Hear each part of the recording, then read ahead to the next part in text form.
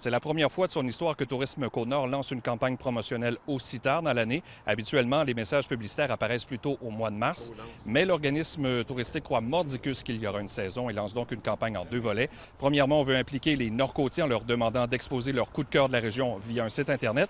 Et ensuite, ces meilleurs endroits seront diffusés sur différentes plateformes pour que les visiteurs puissent en profiter et aussi se sentir un peu Nord-Côtier.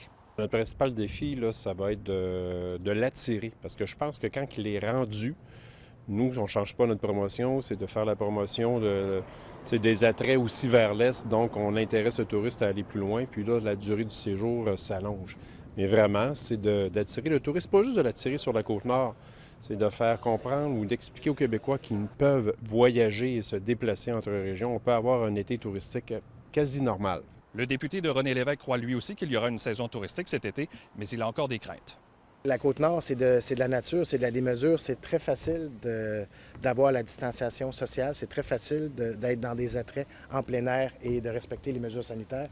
Cela étant dit, j'ai une crainte pour les entreprises. Est-ce qu'ils seront capables de recruter tous les travailleurs? Permettez-moi d'en douter dans certains secteurs.